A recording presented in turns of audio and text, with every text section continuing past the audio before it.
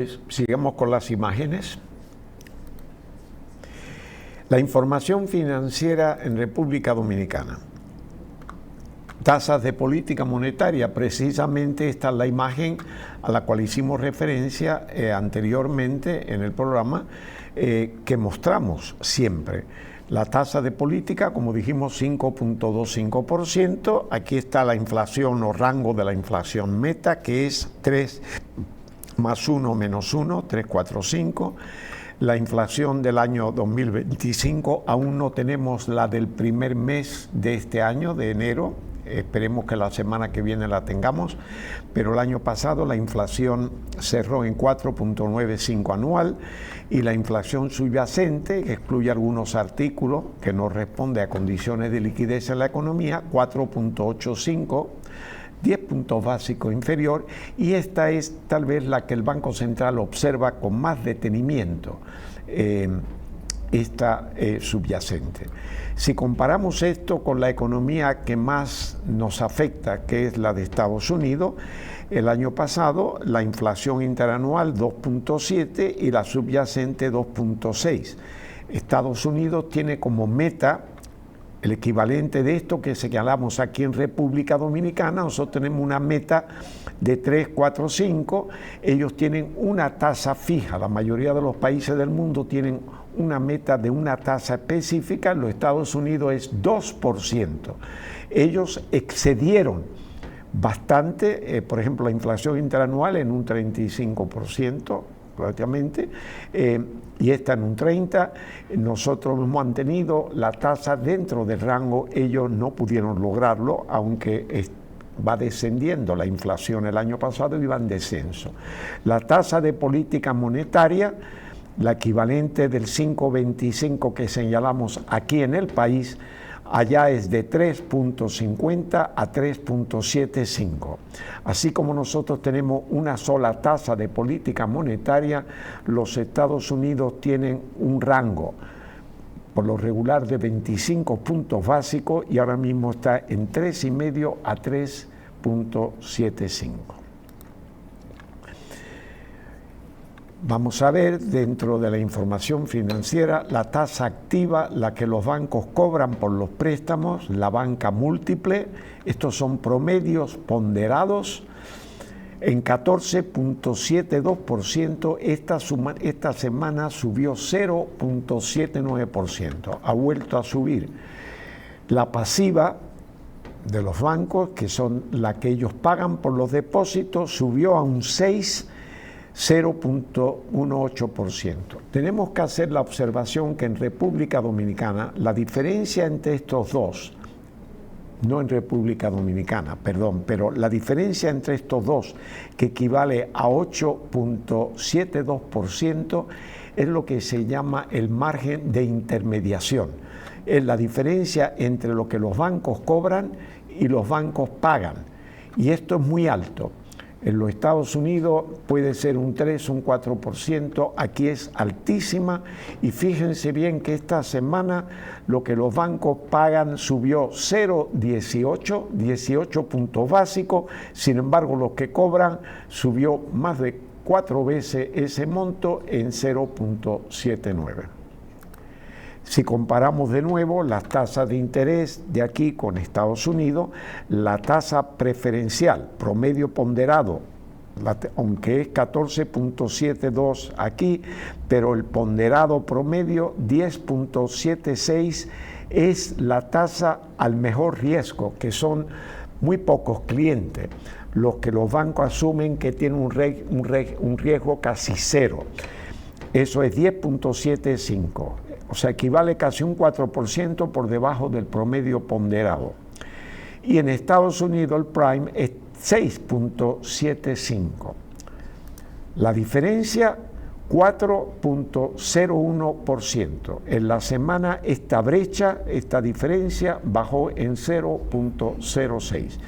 Quiere decir que los créditos en Estados Unidos son más bajos y por lo tanto el consumidor paga menos interés, el productor paga menos de interés, y eso hace que sean los productores, cuando menos, mucho más eficientes, digamos, menos costo el de la producción, menos costo para el consumidor.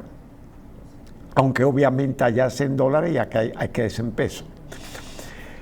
La tasa de cambio, hablando de dólares y pesos, la vemos como todas las semanas.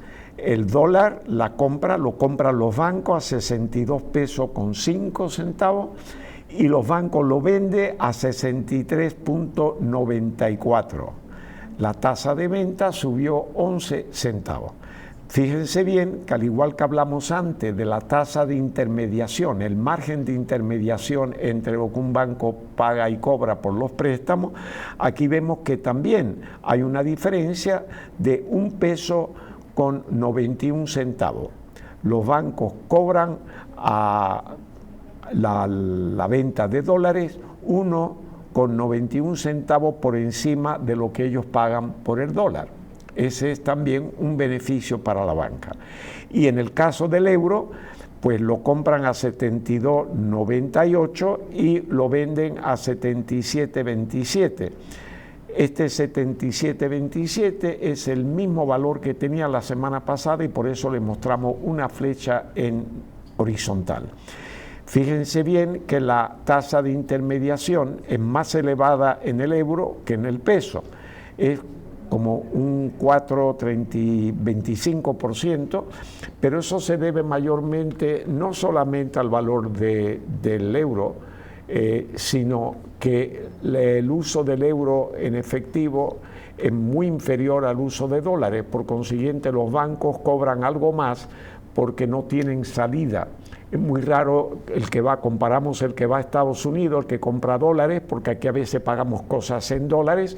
Sin embargo, a Europa son relativamente pocos los que se llevan dinero, tienen tarjeta de crédito y por consiguiente los bancos cuando reciben euros pues lo tienen en caja por un periodo que cuesta. Todo el dinero que se quede sin utilizar tiene un costo.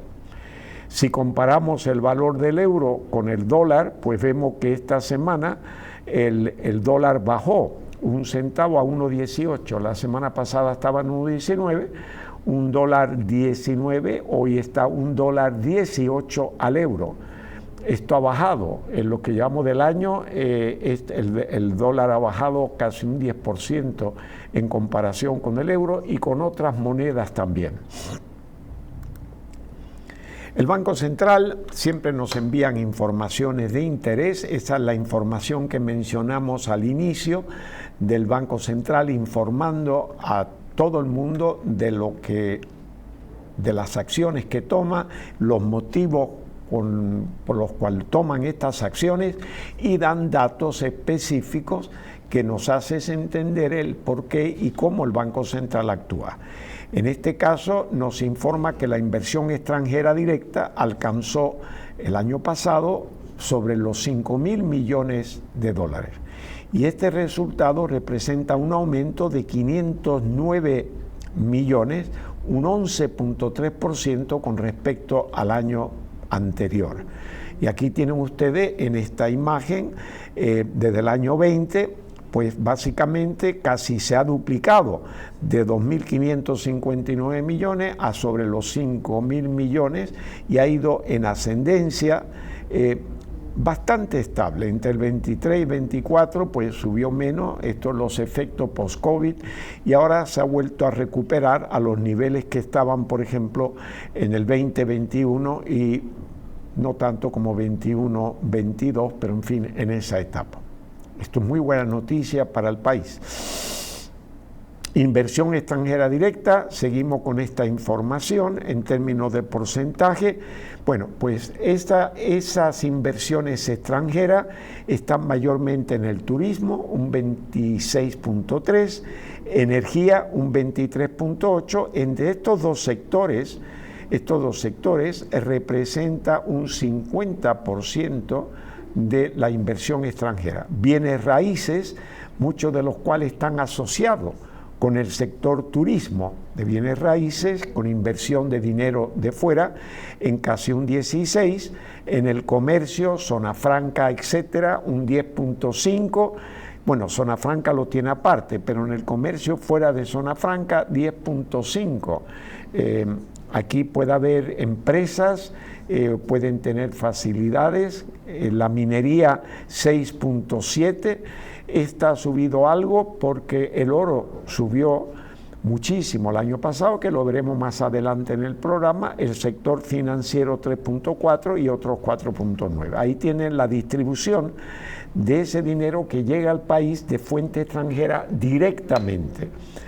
Claro, hay una parte de este dinero que no llega nuevo al país, sino sencillamente son beneficios de empresas extranjeras que existen, que se reinvierten en República Dominicana y no necesariamente que venga dinero fresco de fuera.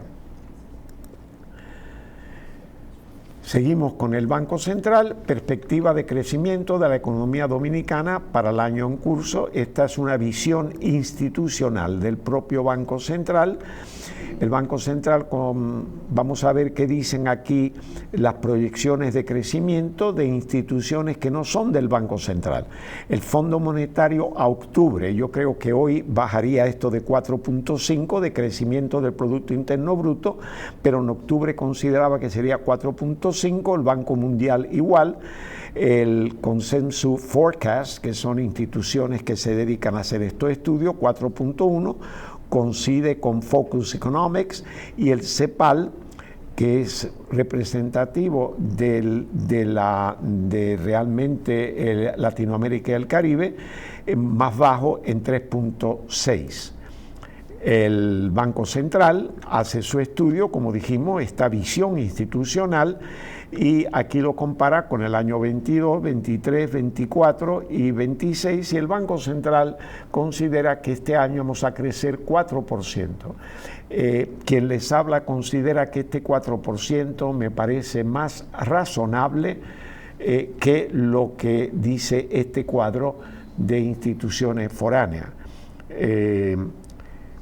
Quiere decir que aquí ven ustedes que el Banco Central, su pronóstico es que vamos a estar en torno al 4, un incremento de la demanda interna, que este año ha bajado muchísimo, sustentado por la inversión pública creciente, que esperemos que sea así, porque en República Dominicana hubieron dos factores que hicieron que nuestra economía creciera un 2.1 este año, y ha sido precisamente un ralentir en el consumo interno